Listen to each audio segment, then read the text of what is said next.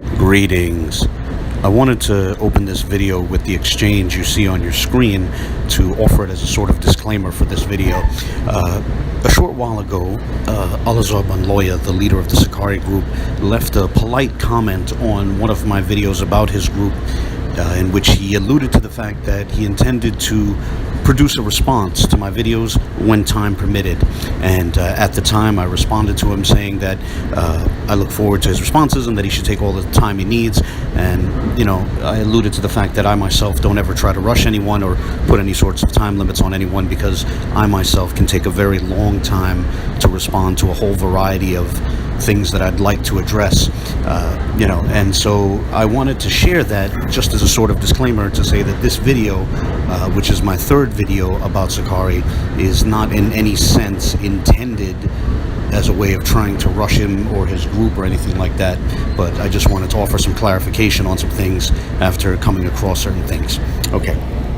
And yet, I don't think it's proper to say that I quote-unquote copped out on the subject.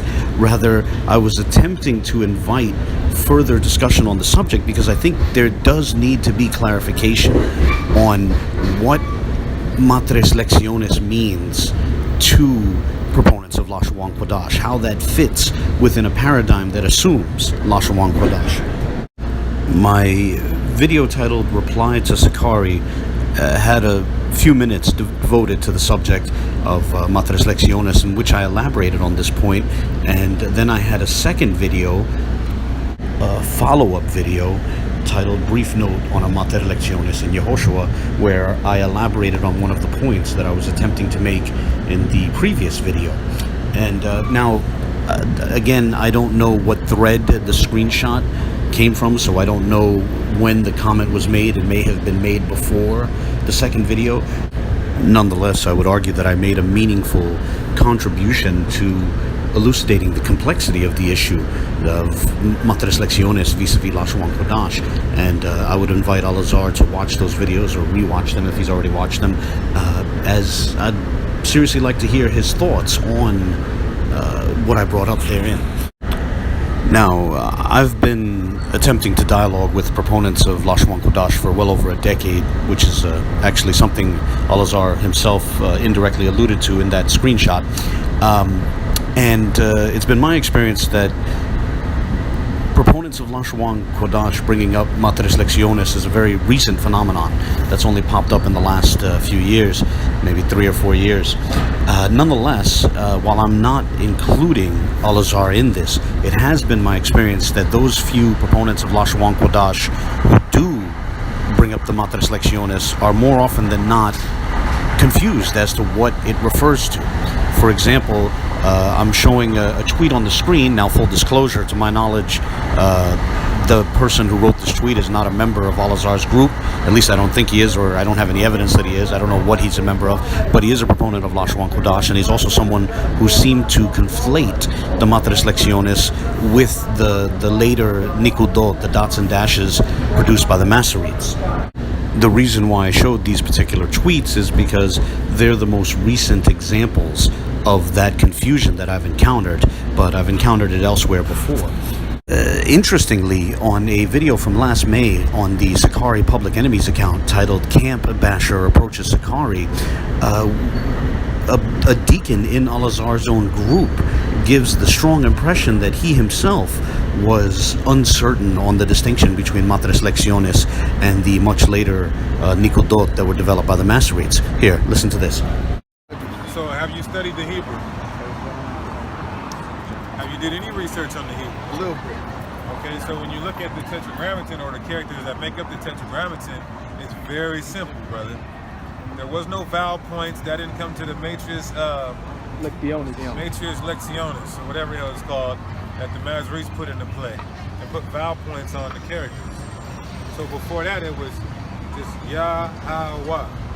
Now, again, I'm not including Alazar in that because in his review of Vocab Malone's interaction with GMS Dallas, he clearly stated that the Matres Lectionis come from well before the time of the Masoretes. Nonetheless, we see that a deacon in his group apparently was under the impression that the Matres Lectionis were the vowel points introduced by the Masoretes.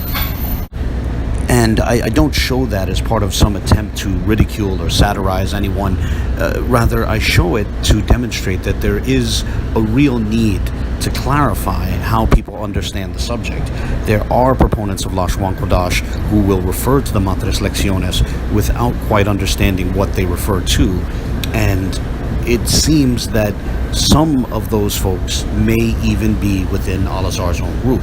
And so I think that in itself shows that there was real value in what I had said in my previous videos, in my attempts to start a discussion on how proponents of Lashawan Qadash understand the Matres Lectionis. So I'd like to close this brief video by noting that there are a few questions that I would have for proponents of Lashawan Qadash who appeal to or mention the concept of Matres Lectionis. First among them is the question, how do proponents of Lashawan Qadash understand the concept of Matres Lectionis? And I don't mean that in any sort of patronizing way.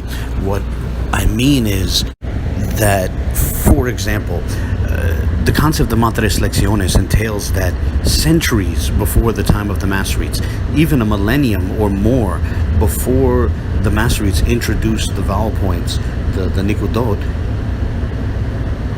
speakers and writers of Hebrew were already employing O and U and long E vocalizations in their writing of the Hebrew language. Do proponents of Lashawan Qadash acknowledge that O and U and E vocalizations were part of the Hebrew language, were part of written Hebrew centuries before the time of the Masoretes, more than a millennium, perhaps, before the time of the Masoretes? A second related question, which came up in my previous videos on the subject, is how do proponents of Lashawan Qadash determine when a Matres Lectionis is present? Now, that's a fairly easy question to answer outside of the paradigm of belief in Lashawan Qadash, but within the Lashawan Qadash paradigm, it's an interesting question. Now, to be clear, I'm not referring to cases, for example, where a wa is being used as a conjunction or is being used to set up the third person plural on a perfect tense verb or anything like that. But in other cases, like in an active participle in the singular, or even in a word like Lashawan. Think about that. The first word in the phrase Lashawan Qadash, that word Lashawan, is the wa in Lashawan a Matres Lectionis? And how do you answer such a question? How do you determine whether it is or isn't? Via what standard? I'm not joking. I'm actually sincerely interested in how proponents of Lashawan Qadash would answer such a question.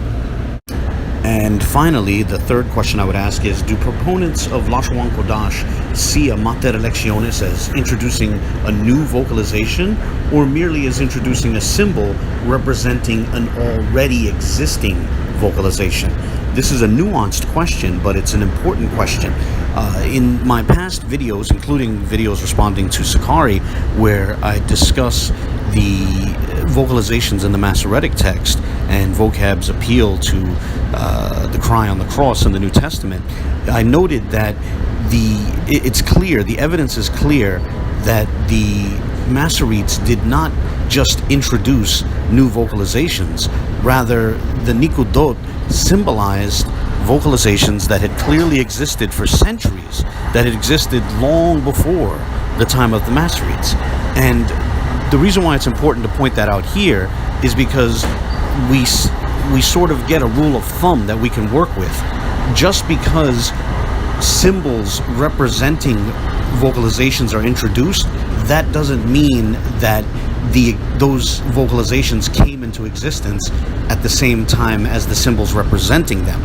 So just as the vocalizations implied by the dots and dashes in the Masoretic text could predate those symbols by centuries, so too the introduction of Matres Lectionis, excuse me, the introduction of Matres Lectionis, assuming there is a beginning point for them within specifically the Hebrew language. Believe it or not, there's people that actually dispute that, even though we can easily point to other Canaanite dialects that don't use them. But nonetheless, the point that I'm trying to make is that the introduction of Matres Lectionis into a writing system would not necessarily entail the introduction of the vocalizations that they represent. Those vocalizations could have existed long before the Matres Lectionis were introduced to represent them. And I'd like to see proponents of Lashawan Qadash who want to discuss the Matres Lectionis sort of, address that point and grapple with it a bit. On that note, I look forward to the comments of others. I just wanted to throw this really quick video together while commuting home on a train. And so, as always, God bless.